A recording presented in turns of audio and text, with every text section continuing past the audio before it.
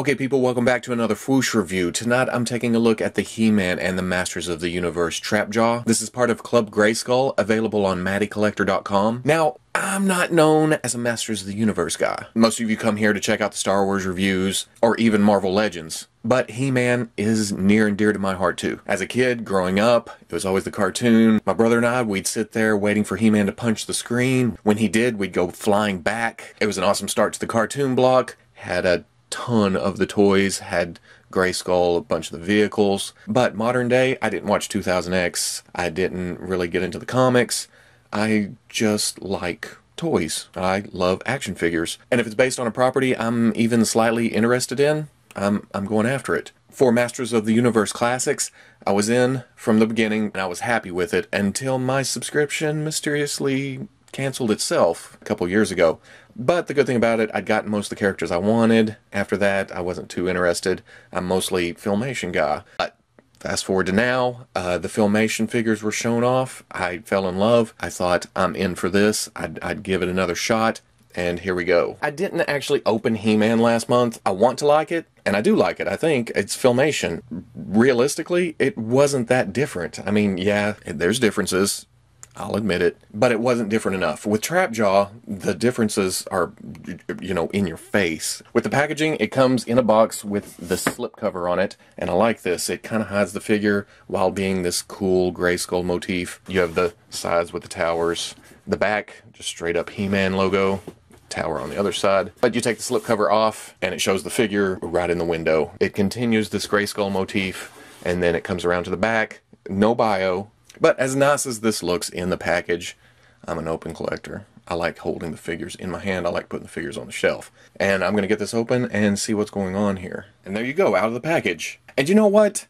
When this came in the mail, I wasn't super excited. I had subscribed to this, midway through last year, and then the Star Wars Onslaught hit. So my attentions were diverted. But now that I have them out of the box, I'm kind of excited about Masters of the Universe again. Like I said, my subscription was canceled. I got frustrated with it. I didn't want to mess with it. I just dropped the line. Opening Trapjaw, it's kind of rekindled that fire. I may go in there here in a minute and open up He-Man. But if you were buying the Classics line, you pretty much know what's going on here. The base body is pretty much what we're used to. Going to the Filmation line from the Classics line, yes, some of the detail has been knocked down. It's fairly accurate.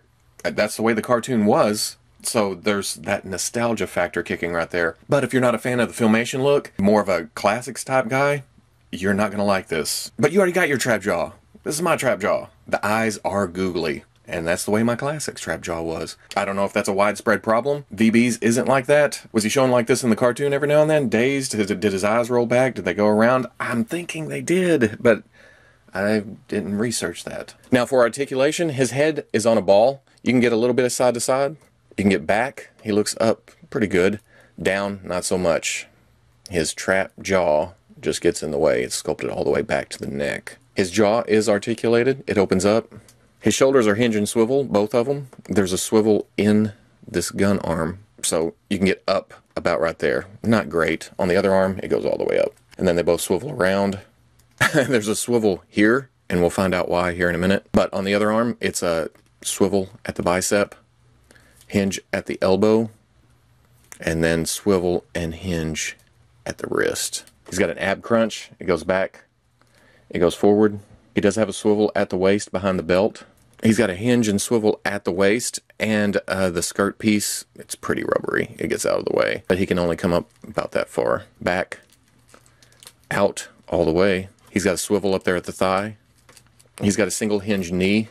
Goes back almost 90. Hinge at the ankle. It goes back, not so great, but it goes forward really well. That's a weird choice, but that's just how his armor is sculpted here. It just blocks back. And then there's a sideways hinge for rocker ankle, which good range of movement there. And it's been a while since I've pulled the Classics off the shelf. They've just been standing there.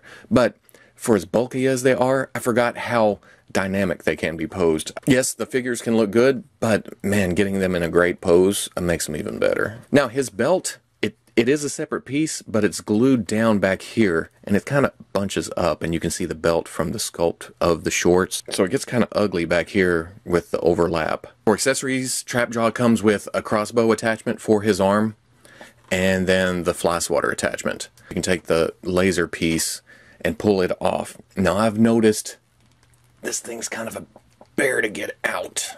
And the problem with that is that the plastic used here, yes, it's rubbery, you can move it around, but it seems to stress a little bit. There's something weird about that. When I tried to put this attachment on earlier, see how thin it gets towards the actual bow part? There's actually stress mark in there from when I accidentally hit it sideways like this. Will it break? I don't know. I can't say. But I'm kind of leery about switching it out too much. But what's cool about it, when it goes on, it's kind of seamless. Yes, there's a swivel there. You know the brake's there. Now here's another thing that may be chalked up to my bad memory. I haven't watched the cartoon since I was a kid, but it seems like his attachments went straight into his shoulder, like this should be right here. And doing a quick Google search a minute ago, yes, I did find pictures like that, but I don't know if that's, 100% accurate. But it feels like it should be the short piece, like this. If nothing else, I wonder how hard it is just to cut this off and then drill a hole for this peg. Because it's just a mushroom peg, it would just pop right into a hole.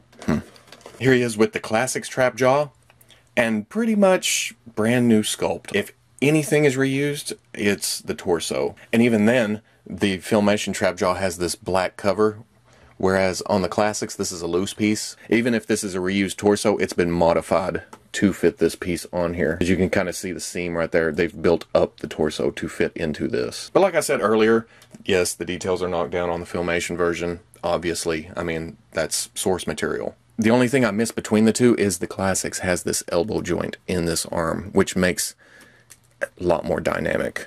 Yes, the Classics is awesome, but the Filmation is nostalgic. So at the end of the day, I'm happy with this purchase.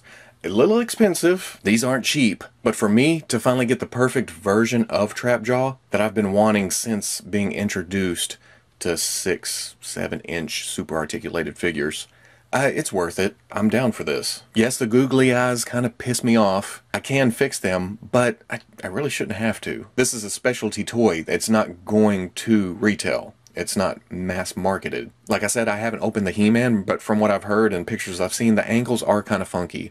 Yes, that's worse than googly eyes. That makes me kind of leery of even opening He-Man. But, like I said, opening up Trapjaw, I'm rekindled. I'm hyped up for some more Filmation He-Man. I don't even know who I'm kidding. I'm gonna open him. So, if you like the review, comment, like, subscribe, and I'll catch you on the Fwoosh.